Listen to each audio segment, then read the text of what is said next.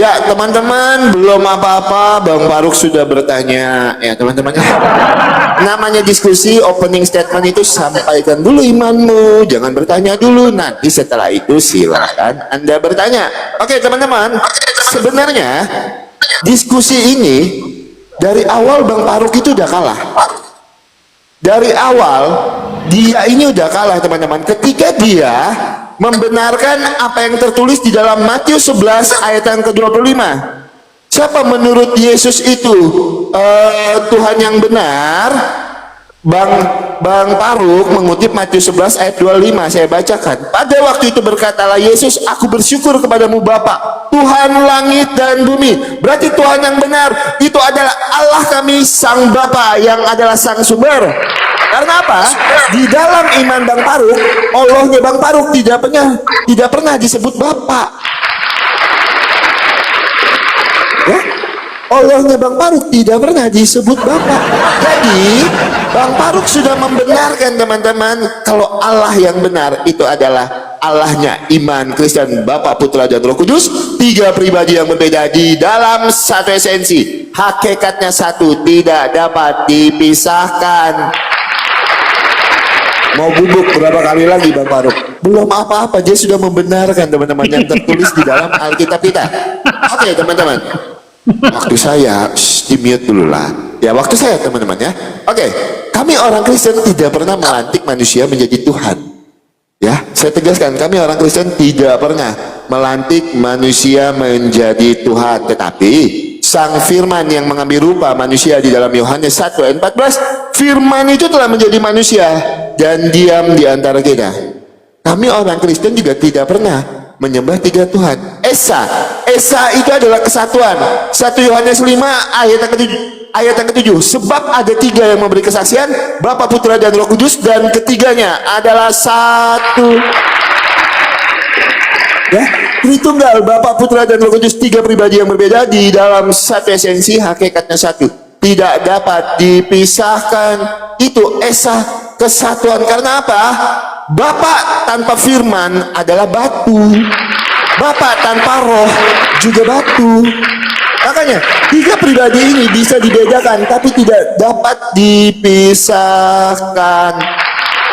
Nah teman-teman, tadi Bang Faruk bernarasi tentang legalitas Nabi Muhammad sebagai rasul. Nah ini bagus nih teman-teman, nanti kita bahas. Tapi kita setelah ini ya teman-teman ya, kita ambil narasi beliau kalau legalitas Nabi Muhammad sebagai rasul itu jelas. Nanti kita pertanyakan itu ya teman-teman ya.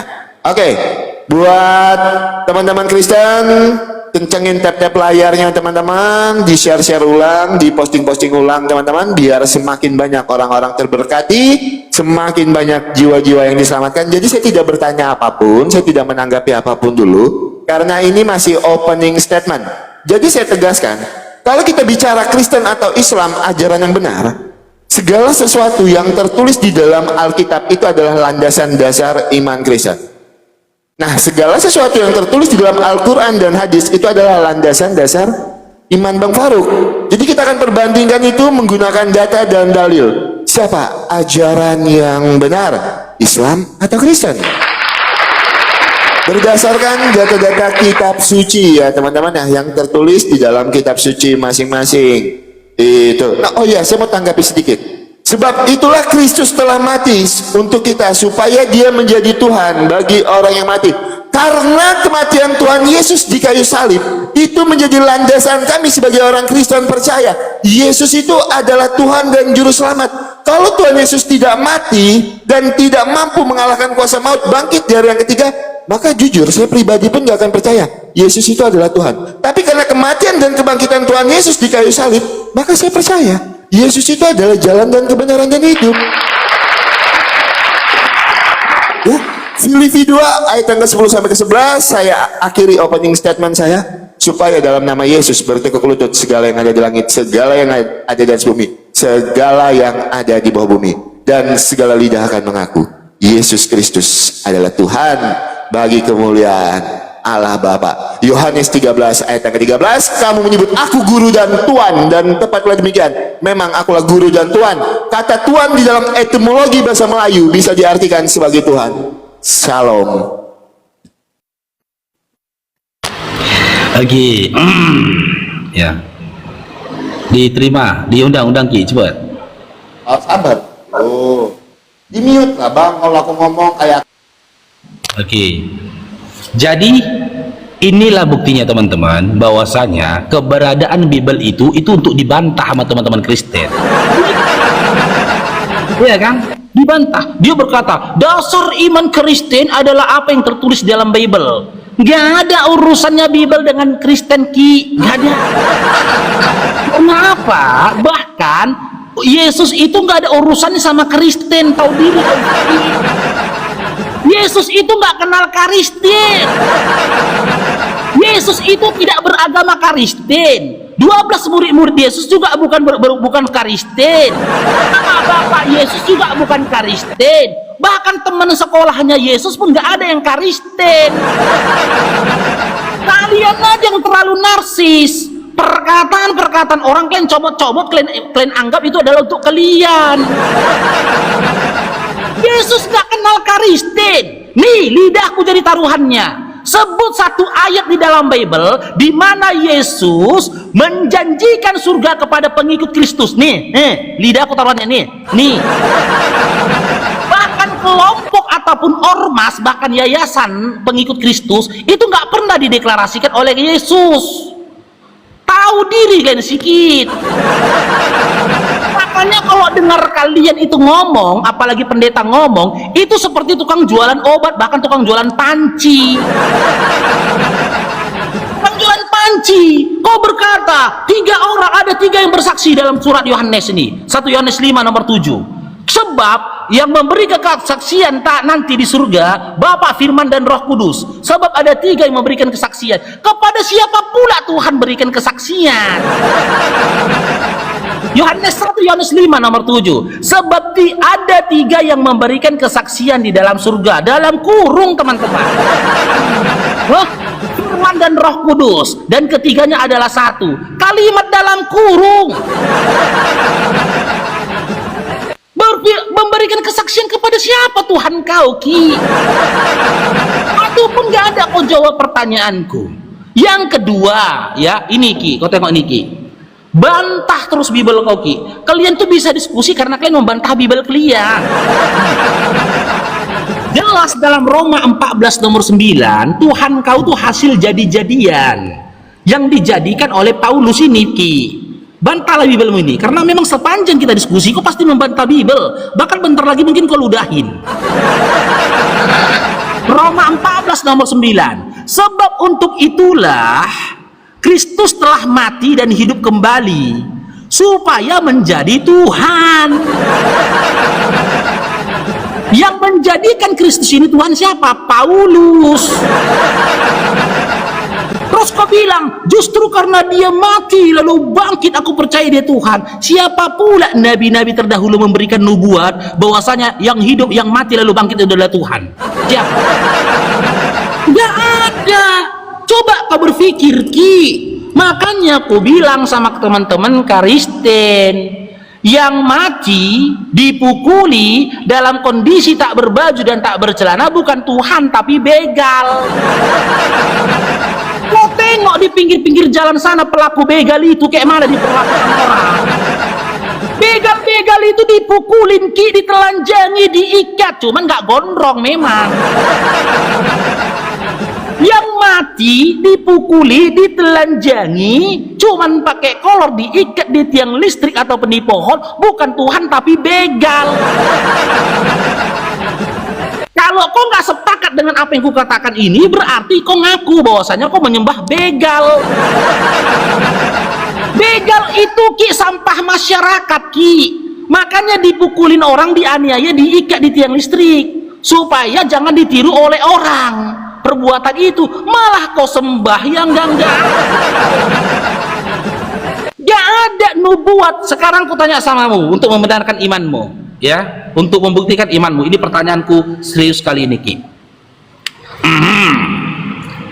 Sebut satu nubuat dari nabi-nabi terdahulu yang tertulis dalam kitab perjanjian lamamu maupun kitab Yahudi, di mana nabi-nabi terdahulu mengatakan Tuhan akan mati di kayu salib dalam kondisi telanjang.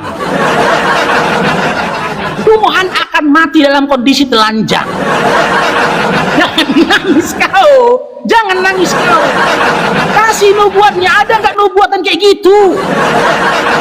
Kalau kau ingin mengetahui itu, jangan nengok jangan baca kitab, kau baca koran.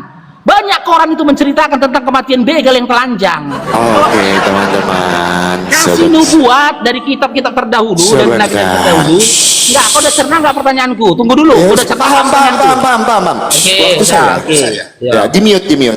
Teman-teman, ketika Bang Faruk sudah mulai framing iman Kristen, Qur'annya pasang badan. Ya, ini perbedaan kualitas diskusi kita ya teman-teman ya. Ketika Bang Faruk sudah mulai diskusinya framing, Quran dan hadisnya pasang badan. Ya, ayo sama-sama kita berdua gas sama-sama ya teman-teman. Oke. Di mana nubuatan tentang Tuhan Yesus? Segala sesuatu yang dilakukan oleh Tuhan Yesus itu sudah dinubuatkan di dalam perjanjian lama dan itu digenapi di dalam perjanjian baru. Saya tegaskan, ya, kalau kita bicara pra-eksistensi dan kelahiran Kristus itu sudah dinubuatkan sebentar waktu saya, jangan dipotong. Ya, bahkan masalah pelayanan Kristus ketika datang ke dunia ini dinubuatkan di dalam perjanjian lama yang digenapi di dalam perjanjian baru. Itu yang kedua. Yang ketiga, kematian dan kebangkitan Tuhan Yesus itu juga dinubuatkan di dalam perjanjian lama yang digenapi di dalam perjanjian baru. Datanya mana? Yesaya 53 ayat 4 sampai 8 yang digenapi di dalam Yohanes 19 ayat yang ke-8, Daniel 9 ayat yang ke-26 digenapi di dalam 2 Korintus 5 ayat yang ke-21. Segala sesuatu di dalam perjanjian lama, kita para nabi itu merujuk kepada satu pribadi, yaitu Yesus Kristus yang adalah anak tunggal Allah. Tidak ada menubuatkan nabi-nabi yang berasal dari tanah Arab, ya, tidak ada teman-teman. Itu yang suka comot-comot Kidung Agung 5 ayat 16 menubuatkan nabi dari tanah Arab. Tidak pernah nabi-nabi terdahulu menubuatkan nabi yang lahir di tanah Arab. Itu yang pertama. Perkataan orang, kalian comot, kalian curi. Siapa yang mencuri? Iman kami lahir mula-mula. Ada teman-teman yang datang belakangan semuanya diklaim. Siapa? Kalau kita bicara fakta sejarah, iman Bang Faruk, Islam itu lahir di abad 610 sampai dengan 632 Masehi. Kami lebih awal. Apakah mungkin yang datangnya awal mencuri yang datangnya belakangan? Masuk akal? Makanya kalau saya narasikan teman-teman, enggak mungkin abang saya itu teman-teman. Kalau saya punya abang, saya ini adik bontot, ini yang nggak tahu diri. Karena apa? Saya mengklaim barang abang saya. Saya ini adik bontot yang tidak tahu diri. Analoginya teman-teman seperti itu. Ya, jadi segala sesuatu yang Bang Faruk sampaikan saya sudah bantah. Bahkan bukan cuma kematian dan kebangkitan Tuhan Yesus, pelayanan Tuhan Yesus dinubuatkan di dalam perjanjian lama. Pra-eksistensi Tuhan Yesus dinubuatkan di dalam perjanjian lama. Di mana Tuhan Yesus akan menyelamatkan? Yohanes 10 ayat yang ke-28, dan aku memberikan hidup yang kekal kepada mereka dan mereka pasti tidak akan binasa sampai selama-lamanya. Ketika apa? Roma 10 ayat yang ke-9, jika dengan mulutmu kamu mengaku bahwa Yesus adalah Tuhan dan Allah telah membangkitkan dia dari antara orang mati, maka kamu akan diselamatkan. Tidak berhenti di situ. Yakobus 4 ayat yang ke-12, iman tanpa perbuatan hakikatnya mati. Jelas menjawab, ya. Semua. Kalau ditanya, apakah Tuhan Yesus mengenal Kristen? Kristen itu artinya adalah pengikut Kristus. Tuhan Yesus datang ke dunia ini tidak membawa agama. Agama tidak menyelamatkan. Ya, Kristen mula-mula ada di abad pertama. Tetapi iman pertama adalah iman kepada Kristus. Di mana datanya? Kejadian 1 ayat 26. Kejadian 1 ayat 26. Kami diciptakan menurut gambar dan rupa Allah. Pertanyaan saya dengan Bang Faruk Sianipar. Ketika Bang Faruk tadi berkata, legalitas Nabi Muhammad sebagai rasul itu jelas. Tunjukkan saya datanya di dalam Al-Quran, siapa yang mengangkat Nabi Muhammad sebagai rasul dan kapan Allah berfirman kepada Nabi Muhammad. Pakai data. Kapan Allah Bang Faruk berfirman kepada Nabi Muhammad pakai data di dalam Al-Quran? Itu yang pertama. Yang kedua, siapa yang mengangkat Nabi Muhammad menjadi seorang rasul? Jawab pakai data dan dalil. Saya tidak bertanya banyak-banyak teman-temannya. Dua dulu. Legalitas Nabi Muhammad kan Bang Faruk sampaikan tadi jelas sebagai seorang rasul. Tunjukkan saya data dan dalilnya. Siapa yang mengangkat Nabi Muhammad sebagai seorang rasul? Tunjukkan saya datanya. Yang kedua, di mana Allah Bang Faruk berfirman kepada Nabi Muhammad? Tunjukkan saya data dan dalil. Seperti saya menjelaskan semuanya menggunakan ayat, tidak pakai asumsi saya. Jawab. Ya teman-teman Kristen, kencengin tap-tap layarnya teman-teman biar semakin banyak orang-orang terberkati. Jawab pakai data ya.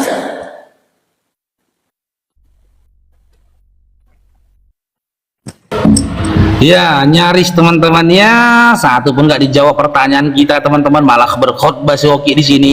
Aduh, berserak lagi kita ini Kiki. Kok malah ya kau? Satu pun pertanyaanku nggak dijawabnya. Sebut satu ayat atau sebut satu kitab yang menubuatkan di mana nabi-nabi terdahulu menubuatkan Tuhan akan mati disiksa dalam kondisi tak bercelana. Itu pertanyaanku, kau bilang paham. Lari kau tak kemana-mana. Kau bilang dalam kitab Yesaya. Aku udah buka ini kitab Yesaya. Yesaya 43 ini, 53 di kau kasih data tadi ini. Ini nomor 4 sampai 8 nih, aku baca dulu ini. Nih. Ya. Aduh, bentar. Tetapi sesungguhnya penyakit kita lah yang bentar. Kok payah kali ini. Nih.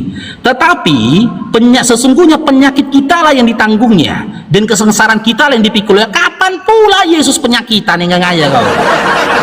Kapan Yesus nanggung penyakitmu? Kapan?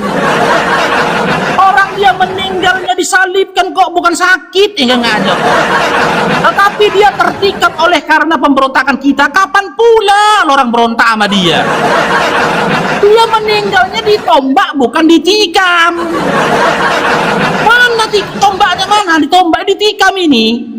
Diremukkan karena pemberontakan kita. Dia diremukkan oleh karena kejahatan kita. Ganjaran yang mendatangkan keselamatan bagi kita ditimpakan atasnya oleh bilur-bilurnya, kita menjadi sembuh. Kapan pula Oten sembuh? Sampai sekarang kalian masih ODGJ kalian. Kapan kalian sembuh dari kewarasan kalian? Masih gila kalian sampai sekarang. Orang gak bercelana kau tuhankan. Nah, nomor 8 sampai nomor 8 tadi ya. Ini nomor 8. Sesudahnya penahanan dan penghukuman ia terambil dan nasibnya nggak ada di sini dikatakan akan lahir Tuhan mati disiksa dalam kondisi gak bercelana. Mana datanya mana? Gak ada data di Bible di mana dikatakan Tuhan akan lahir dan mati dalam kondisi tak bercelana. Sekarang gue jawab pertanyaanmu. Mana legalitasnya Nabi? Surah Al-Adzab 45. Nih. Ya, a'udzubillahi minasyaitonirrajim. Bismillahirrahmanirrahim. Ya ayyuhan nabiyyu inna arsalnaka syahadan wa basyiran wa nadhira. Yang artinya, wahai Nabi Muhammad SAW, sesungguhnya kami yang mengutus engkau untuk menjadi saksi, pemberi kabar gembira. Kami yang mengutus engkau. Di mana dalam Bible nggak ada bunyi kayak gini, wahai Paulus, sesungguhnya kami yang mengutus engkau Paulus untuk menyampaikan kabar gembira. Yang ada apa? Modal pingsan di pinggir jalan jadi rasul. Ya enggak ada. Modal pingsan di pinggir jalan buta 3 hari jadi rasul. Kalau kayak gitu kayak di pinggir jalan sana banyak orang yang pingsan orang gila itu pingsan itu, jadikan kau lah rasul itu. Ini yang jelas ya. Nah, ketika menjadi rasul ini surah Al-Fat ayat 29. Jangan kau bilang nggak ada data, kita ada data semua Dinda. Kau yang gak ada data, nanti ku jawab pertanyaanku ya. Sebut satu ayat dalam Bible di mana nabi-nabi terdahulu mengatakan Tuhan akan lahir lalu mati dalam kondisi tak bercelana. Karena kan Tuhanmu meninggal tak bercelana Nih, surah Al-Fat 29. Muhammadur Rasulullah. Yang terjemahannya nih, Muhammad itu, ini penjelasan detail nih, Muhammad itu adalah utusan Allah, dan orang-orang yang bersama dengan dia adalah keras terhadap orang kafir, tetapi berkasih sayang kepada sesamanya. Ya, jadi Ki, tolong Ki, kau jawab dulu pertanyaanku Ki. Kalau nggak ada, bilang nggak ada. Sebut satu ayat di dalam Bible di mana nabi-nabi terdahulu menubuatkan ya akan lahir Tuhan dan mati dalam kondisi nggak bercelana. Kalau udah malu Koki, udah rungkatkan aja.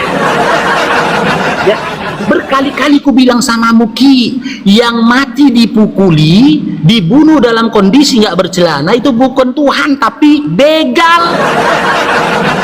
Begal, kau tengok di pinggir-pinggir jalan sana banyak begal mati dalam kondisi kayak gitu. Nah, maling ayam juga enggak bang, maling ayam enggak segitunya bang, begal bang yang kayak gitu bang meninggalnya bang. Oke teman-teman, siap. Loh, kok kau potong, aku udah gak sabar aku. Loh, memang udah waktunya habisnya. Tenang. Teman-teman, silahkan. Di mute ya Bang Faruk ya. Ya, teman-teman, ingat narasi Bang Faruk yang nanti kita akan tanggap ya. Tuhan Yesus sakit. Nanti saya tunjukkan siapa yang sakit ya. Jangan kejang-kejang nanti ya. Nanti saya tunjukkan siapa yang sakit. Dibilang ya Tuhan Yesus sakit ya teman-teman ya. Nanti kita tunjukkan. Oke teman-teman. Di mana nubuatan Tuhan Yesus itu akan mati menderita? Kan saya sudah sebutkan, ayatnya sudah dibacakan. Nah, itu pertanyaanku loh. Waktu saya. Hah?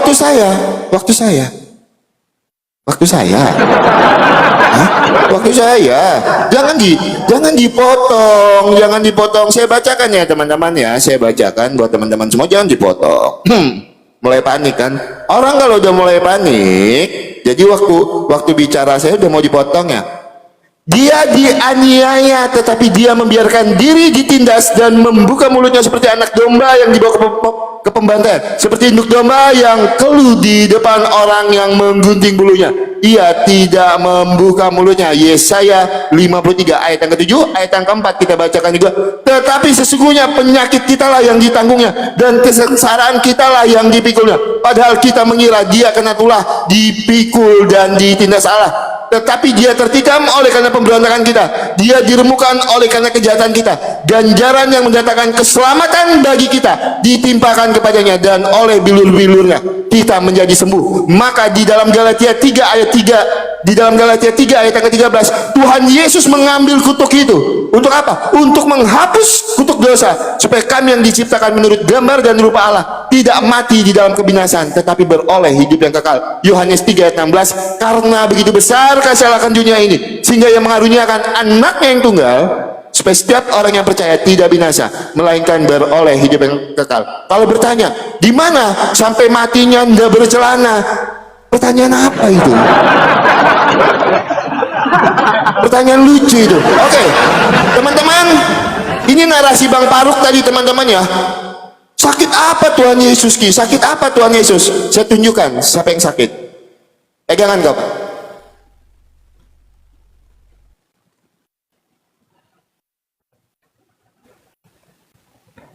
Sahih Muslim 4661, derajatnya sahih ya. Sahih Muslim 4661, derajatnya sahih.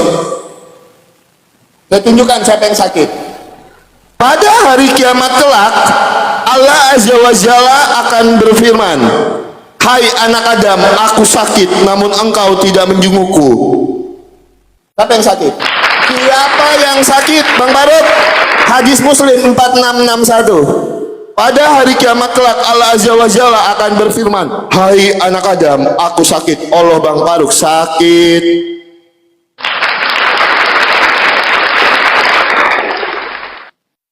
Oke, teman-teman, pertanyaan saya dengan Bang Faruk tadi, di mana Allah Bang Faruk berfirman kepada Nabi Muhammad, dan siapa yang mengangkat Nabi Muhammad sebagai seorang rasul? Dijawabnya teman-teman pakai surat apa tadi teman-teman? Yang pertama, surat Al-Ahzab. Sebentar kita bukakan. Surat Al-Ahzab ayat yang ke-25. Wahai Nabi dalam kurung Muhammad. Di mana di sini Arabnya adalah Nabi Muhammad Bang Faruk? Mana bahasa Arabnya? Jangan pakai modal terjemahan. Tunjukkan saya Arabnya itu yang mana nanti merujuk kepada Nabi Muhammad. Al-Fat 29. Sebentar. Sudah saya siapkan datamu. Ini datamu yang pertama, ini datamu yang pertama, ini yang kedua. Santai waktu saya kan panik.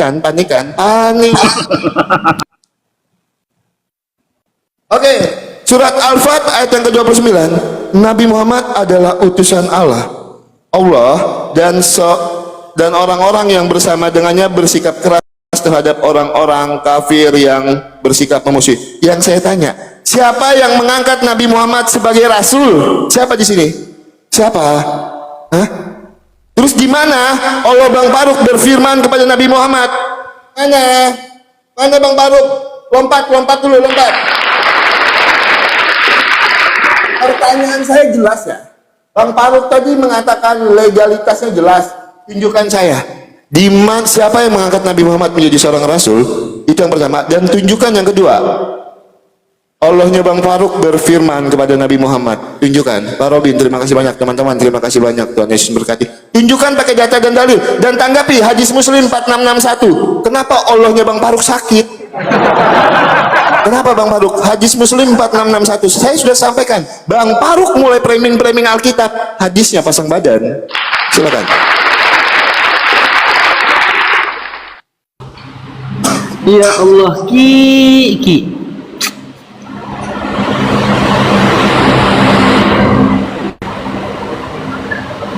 Ya, jadi gitu juga lah teman-teman ya. Oki berupaya mematikan akalnya ya. Surah Al-Baqarah ayat 185. Al-Quran ini datangnya dari Allah sebagai petunjuk untuk seluruh umat manusia. Datangnya dari Allah. Surah ayat 45, surah Al-Fat 29, ketika Allah ya menyampaikan narasi ya atau menyampaikan sesuatu ya kepada Nabi ya kepada Jibril, disampaikan kepada siapa? Kepada Nabi Ki. Jadi di situ nanti ku kaji kok ke dalam bahasa original teksnya kok nggak ngerti. Ya. Dalam original teksnya nggak ngerti, tapi di dalam surah Al-Fat 29 ketika jelas tertulis di situ nama Nabi Muhammadur Rasulullah, dia nggak bilang ini nggak ada nama Nabi, nggak dibilang begitu. Ya, buktinya Al-Quran itu datangnya daripada Allah. Niki, nih,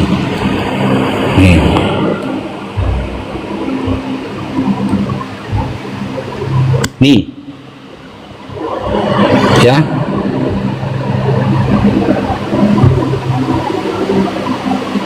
Ini tertulis dalam surah Al-Baqarah ayat 23. Nih, yang ini aja Ali Imran ayat 3 ya. Nih. Dari sini dulu kita, dari Al-Baqarah dulu ya, ayat 23 ini. Nih. Dan jika kamu tetap dalam keraguan tentang Al-Quran yang kami wahyukan kepada hamba kami, Nabi Muhammad SAW, buatlah satu surah. Lanjut. Sekarang ini Ali Imran ayat 3. Dia yang menurunkan Al-Quran ya kepadamu dengan sebenarnya, membenarkan kitab yang telah diturunkan sebelumnya dan menurunkan Taurat dan Injil. Tahu Ki, kalau kau membahas tentang siapa, kau belajar dulu Dinda ya, pintar dulu kau bahasa original teks ya. Ya, nanti ku kaji ini pun gak nyampe otakmu Ki. Ya. Bagaimana aku menjelaskan kepadamu ketika huruf nun bertemu dengan huruf zai yang bertasjid lalu bertemu dengan huruf la, ini mengarah kepada siapa? Gak ngerti kau ya. Banyak dalilnya. Surah Al-Hijr ayat 6 yang sering kalian bikin menjadi framingan. Di situ kan dikatakan bahwasanya wahai Nabi Muhammad SAW yang kepadanya diturunkan Al-Quran. Terus kau mempertanyakan tentang hadis tersebut gitu, tapi kau baca separoh. Hadis tersebut bermakna Allah itu bersama orang sakit, bukan Allah yang sakit. Fadilah ketika kita menjenguk orang sakit. Tapi pertanyaanku gak kau jawab dari season pertama. Kalau nggak ada, bilang nggak ada Ki, jangan ngarang kau Ki. Ada nggak ayat di dalam, aku pun punya ayat di dalam Bible di mana Yesus mengatakan sakit Tuhan kau sakit. Karena aku tahu mengarah kemana itu, nggak mau kita bahas itu. Aku tetap fokus pada pertanyaanku. Kalau ada katakan nggak ada, kalau nggak ada katakan nggak ada Ki. Sebut satu nubuat dari nabi-nabi terdahulu yang tertulis dalam kitabmu, bahwasanya Tuhan akan turun ke dunia meninggal dalam kondisi nggak bercelana. Kau jangan mimpi, Yesus itu nggak pernah disalib. Ini kenyataan aku kasih sama kau. Ini data. Makanya aku bilang, Ki, kau tuh masih Kristen karena kau nggak tahu Bible. Dan Yesus itu bukan Tuhan. Ini datanya ini. Makanya kalau kau dijawab pertanyaan kau, ya, nanti nggak sempat aku mengcounter ini cerita di dalam Lukas 22 ini cerita tentang penangkapan Yesus ini. Ya, dimulai dari belum ditangkap lalu ditangkap. Apa kata Yesus di sini dalam ayat 46? Katanya kepada mereka, "Mengapa kamu tidur? Bangunlah dan berdoalah supaya kamu jangan jatuh ke dalam pencobaan." Tuhan nyuruh orang yang di depannya untuk berdoa. Ini menyatakan dia bukan Tuhan. Kalau memang Yesus itu Tuhan, dia akan berkata, "Bangunlah dan mintalah kepadaku." Tapi Yesus itu nyuruh murid-muridnya untuk berdoa. Ngapain Yesusnya berdoa lagi? Ngapain muridnya berdoa lagi? Orang Tuhannya di depan matanya. Berdoa kau, jangan nangis kau. Makanya kau jangan menipu umat kau. Tuhan kau ini ketika hidup disuruhnya murid-muridnya, bangunlah dan berdoalah katanya. Berarti dia bukan Tuhan. Ini lalu ini anak ke ayat ke-6 dulu, 68. Syukran abangku. Jazakallah khair. Nah, ini. Sekalipun, lanjut ke ayat 68 ini ya. Sekalipun aku mengatakannya kepada kamu, kamu tidak akan percaya. Dan sekalipun ini, mulai sekarang anak manusia sudah duduk di sebelah kanan Allah, sementara Yesus belum mati. Waktunya habis. Habis waktu jadinya kan? Nanti lo serang lagi ke berikutnya. Yo, salah kamu. Jawab pertanyaanku ya. Sebaik-baiknya.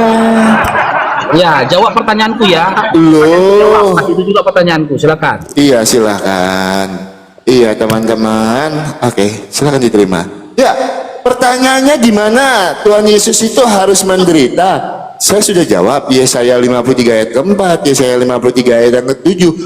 Yang ditanyakan lagi, di mana Tuhan itu harus menderita tidak bercelana? Pertanyaanmu yang konyol. Pertanyaannya yang konyol. Ya, nubuatan itu bukan tentang busana. Nubuatan kok tentang busana? Memanglah Bang Faruk ini. Pertanyaannya yang aneh. Kalau kamu tanya di mana Tuhan Yesus harus menderita, Yesaya 53 ayat keempat, Yesaya 53 ayat ke-7 jelas. Ditanyanya teman-teman, mana nubuatan tidak bercelana? Sejak kapan orang bercelana atau tidak itu dinubuatkan? Saya tidak tahu, karena di dalam Alkitab kami tidak pernah menubuatkan tentang celana. Saya tidak tahu kalau yang lain. Celana kok dinubuatkan? Ya, saya sudah jawab teman-teman. Oh ya, saya mau tanggapi. Lukas 22 ayat yang ke-46. Tidurlah kalian, kata Yesus, bangunlah berdoalah kepada Allah agar kalian tidak jatuh bila kalian kena cobaan. Loh, Tuhan Yesus itu datang ke dunia ini untuk apa? Untuk menyatakan Sang Bapa segala sesuatunya. Yohanes 1 ayat 18, tidak ada seorang pun yang dapat melihat Bapa. Maka dari itu Sang Firman itu mengambil rupa manusia. Karena Tuhan Yesus itu datang ke dunia untuk menyatakan Sang Bapa. Tuhan Yesus itu kan sepenuhnya Allah, sepenuhnya manusia. Jelas, ya. Nah, teman-teman, giliran tertulis teman-teman di dalam hadisnya, Allahnya sakit, katanya itu suatu perumpamaan. Tapi kalau di Alkitab kata sakit di situ benar-benar sakit diartikannya. Inilah standar gandanya si Faruk Sianipar, teman-teman. Oke, saya tunjukkan lagi teman-teman. Kita baca, kita ikutin teman-temannya. Kalau Okinya mengikuti.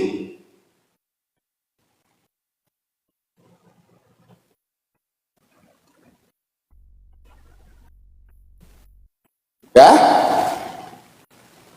pada hari kiamat kelak Allah Azza wa Jalla akan berfirman, hai anak Adam, aku sakit namun engkau tidak menjengukku. Jawab anak Adam, wahai Robku, bagaimana hamba menjenguk engkau sementara engkau adalah Rob semesta alam. Baca habis. Bentar, waktu saya Faruk, waktu saya. Nah teman-teman, Bang Faruk tadi bertanya, dia bukan Tuhan karena berdoa. Oke, sekarang saya tunjukkan datanya. Sebentar ya, saya tunjukkan datanya. Sebentar. Teman-teman terima kasih ya yang udah tap-tap layar ya, yang membagikan giftnya terima kasih banyak. Sebentar ya teman-teman ya.